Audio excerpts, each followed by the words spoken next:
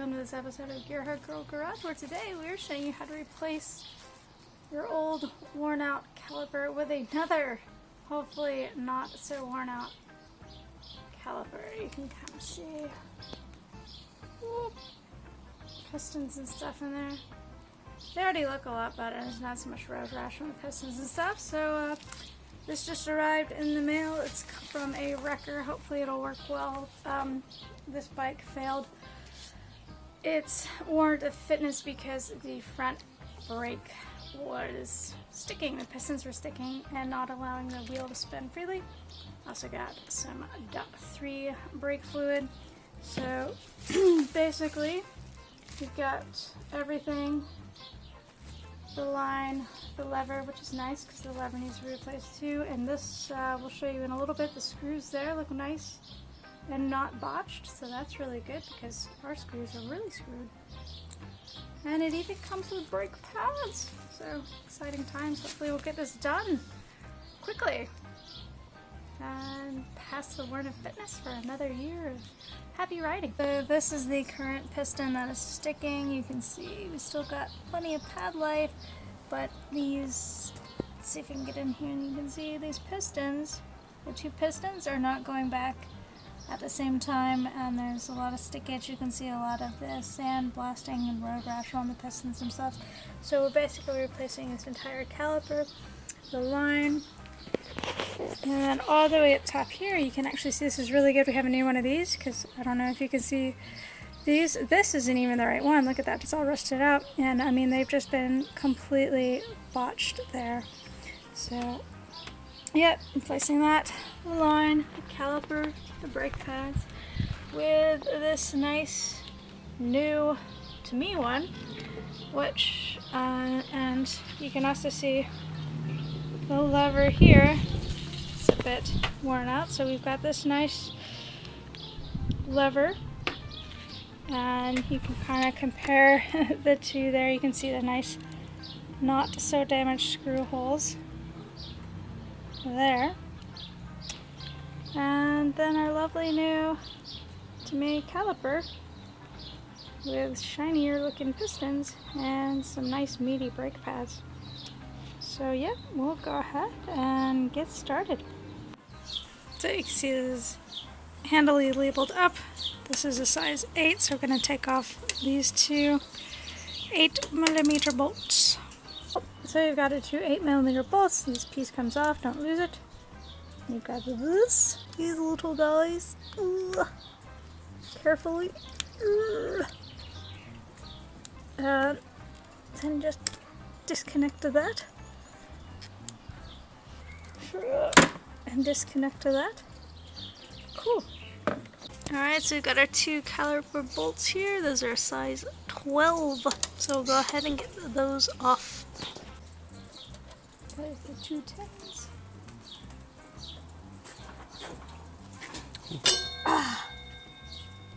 There we go. So that's what we're replacing.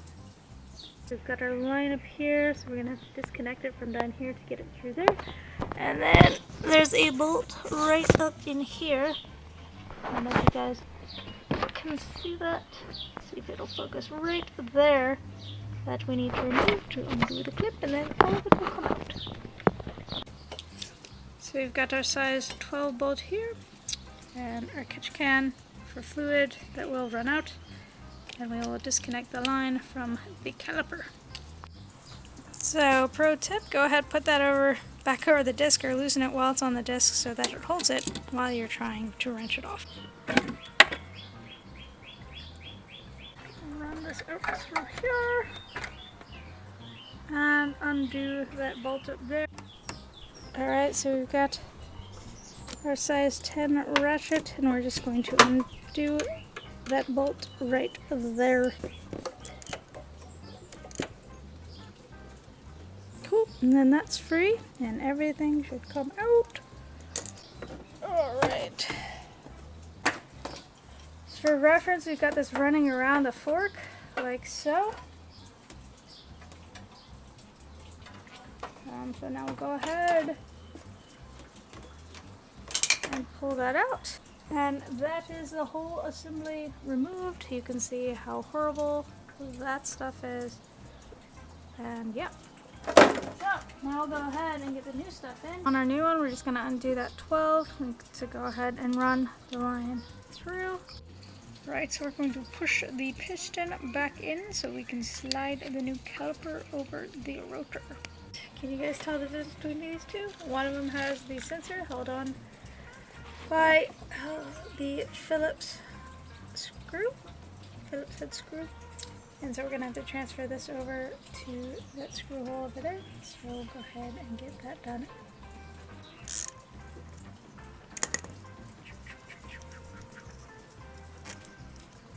Okay, so we have, oh, spider eggs. Don't want that. It's got a limit switch there, so we're going to put our screw in here. This rides up against this, so we're going to push that in. There's a locating pin right down there. And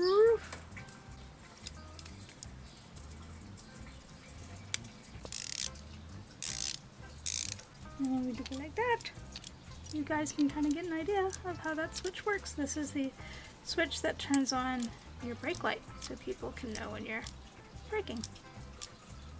Alright, so we've got the pistons pushed back enough to allow us to slide it onto the rotor, and then I'm just going to line up the holes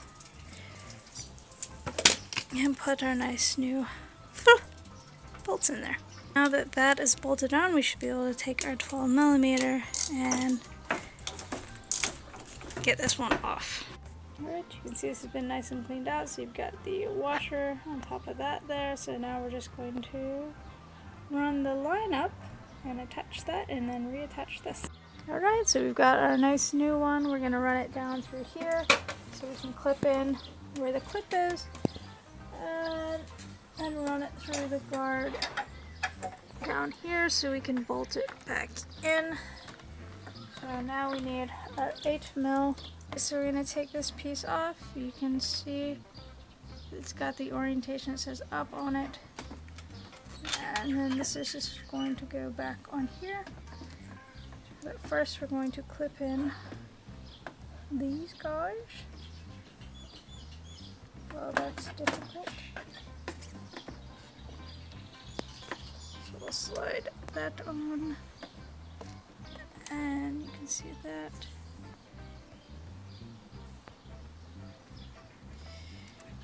And try to slide this one on, slide on the protective rubber covers. But this, when you install it, you can kind of pick how high or low you want your lever, so you should do that on personal preference. We've got it sitting up here and then got it routed kind of the way it wants to sit, and you can see down there we just need to screw that into that bolt it just came off of, and then it comes down here and we'll screw it back into the caliper. So we'll go ahead and mount that screw up there that is attached, that goes through there. Alright, so when you're making adjustments to the lever up here, make sure you do have enough, it's not going to be too tight down here, that you have enough slack in the line because you don't want to put excess strain on that. So we've got the clip screwed in up there, and now we just got to screw it into the caliper. Alright, so you've got your bolt with washer, slide it through there, washer here, and then screw it into the caliper, 12mm.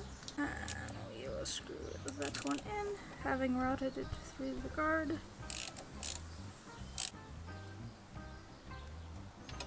Now we just need to fill it up from the top and bleed it. So we've got our screws up here, our Phillips head, and I'll just undo these two screws to access the reservoir. Woo! Alright, so we've got the .3 brake fluid and our reservoir. Pop that off there. Now we'll just start slowly pouring that in. You don't want to get this everywhere, it's very corrosive. So just fill that up. There's a little viewfinder there. And then you get yourself a buddy to go down. You guys can kind of see down there where the wrench is on the nipple. and you guys can pump the brakes and monitor the fluid until you get all the air bubbles out. So we'll go ahead and go through that process now. So you can see the fluid level going down and air bubbles coming out. And if you need further tutorial on how to bleed the brakes, please check the link above. Alright, so you just want to keep bleeding until you start getting the feel of that brake. Kind of tell it's coming up now and there's no air bubbles coming out. Alright, we're going to go ahead and screw this back down. We've bled it till there's no more bubbles. You can see the brake fluid indicator is all full. So that's screwed up. You can go ahead, make sure you clean everything up because brake fluid is very, very corrosive. So tidy it all up and then you'll be ready to go. You can see now that we have brakes and they work. So we should be able to go get our warrant of fitness. Alright guys and gals, well that concludes this episode of Gearheadgirl Garage. If you enjoyed this video, please like, comment, subscribe, and we'll catch you guys back for the next one. See ya.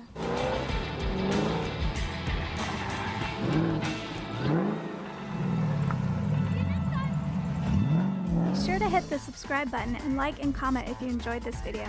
If you want to be awesome and provide support for better content, click on the Patreon link in the description below. Check us out online at gearheadgirl69.com or GHG69.com, or follow us on Instagram and TikTok at gearheadgirl69.